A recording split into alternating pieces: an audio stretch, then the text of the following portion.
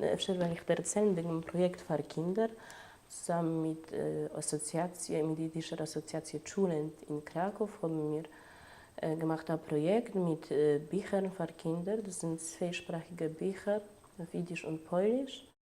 Efter will ich weisen, wir haben bis jetzt bei uns geschrieben 3 Bücher.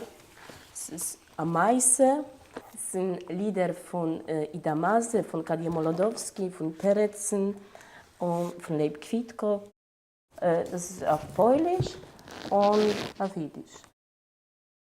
Mit meinem Haber, Anna Kwapisiewicz und ihr Mann Piotr haben wir die Idee, sie haben eine Tochter und ich habe 2 Kinder und wir haben gedacht, man darf etwas dann für Kinder, für jüdische Kinder in Polen. Es ist also wenig auf Jiddisch.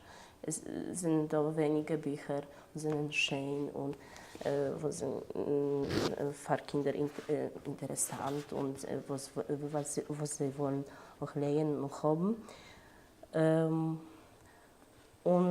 Das ist auch für jüdische Kinder, aber auch für polnische Kinder, weil es ist zweisprachig. Das ist auch interessant für polnische Kinder, die haben keinmal nicht gewusst, was ist Jiddisch. Und ich werde euch an mit Werkstätten in einem neuen Museum, in einem jüdischen Museum in Warschau.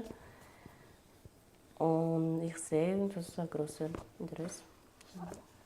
Ja, das ist am meisten. Mein Alphabet, das sind Lieder von Joshua Kaminski. Ja. Und zu Aleph ist es da ein kleines Lied. Das kann ich vorlesen. Ja. Icik, szpicik, pipernoter. Kto za ogon kręci kotem, kto z papieru miecz swój ma i na kiju konno gna. To po polsku, auf Polnisch. Und Icik, szpicik, pipernoter dreht dem Eck beim schwarzen Kotter, macht sich von Papier ein Schwerdel, nimmt dem Stecken vor der Pferde. Und ich habe gearbeitet mit Kindern, mit den Liedern und sie haben sich gelernt, in ein paar Minuten die Lieder. Das ist sehr schön.